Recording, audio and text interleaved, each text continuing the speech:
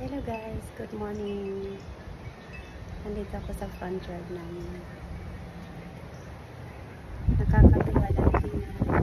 Ito yung wisteria na nagpo-blooming na sila. Ito. Ito. Ang bango-bango. Yan, mabango sila, lavender.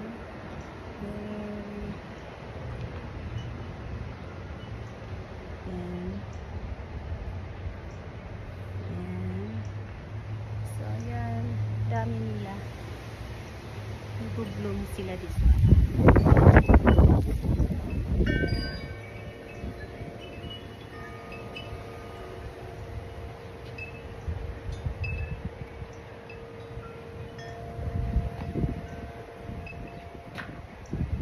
Yung dito, hindi masyadong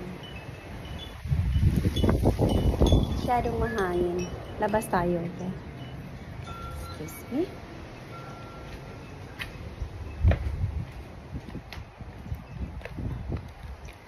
Ito naman yung ibang klaseng halaman na mayroon. Diyan yung mga butterfly. Tapos, ito yung puno ng wisteria. Yan. Pag winter, namamatay sila, din bumabalik. Ito naman, perennial na flowers.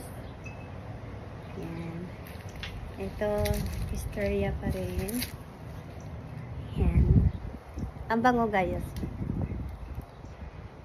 Parang, anong amoy niya ba yan? Smell fruity siya. Yan.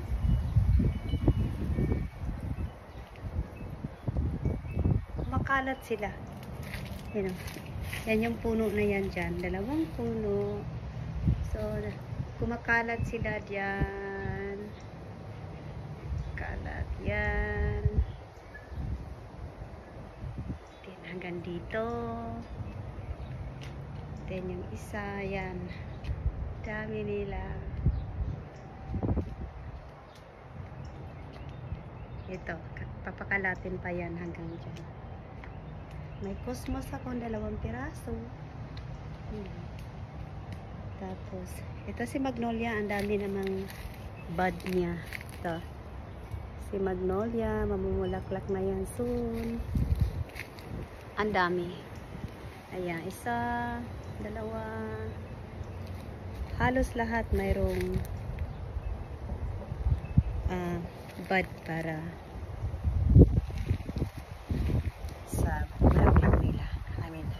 Wow, ang hangin-hangin guys. Pasok muna tayo ha. Dito lang sa yard. Kakatawa. Ito naman si Lily. Wala akong masyadong halaman this year. Kasi matrabaho minsan. Minsan pag maraming sa work, sobra-sobra sa work. Pag panay overtime, wala nang time sa mga halaman. Ang ganda ng panahon guys. Pakita ko lang sa inyo.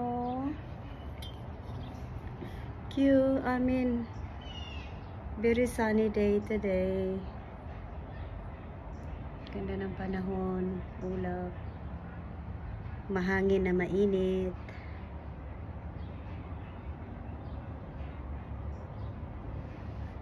Sabado ngayon dito.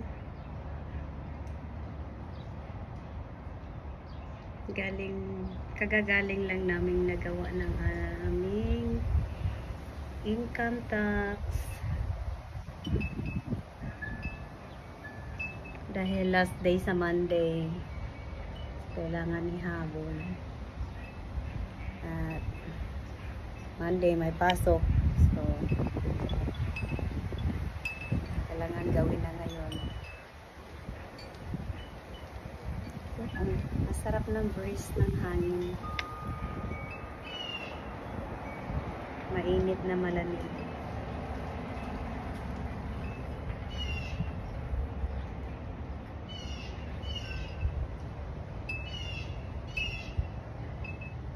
mga ibon. Maririnig nyo guys yung ano ng ibon. At ito naman yung maliit na wind chime namin. Gumagalaw siya sa sobrang hangin. Then yung isa, ayun, malakas ang hangin. Yung isa naman yung may Philippine flags. Hipag ko nagbigay. May Philippine flags pa talaga.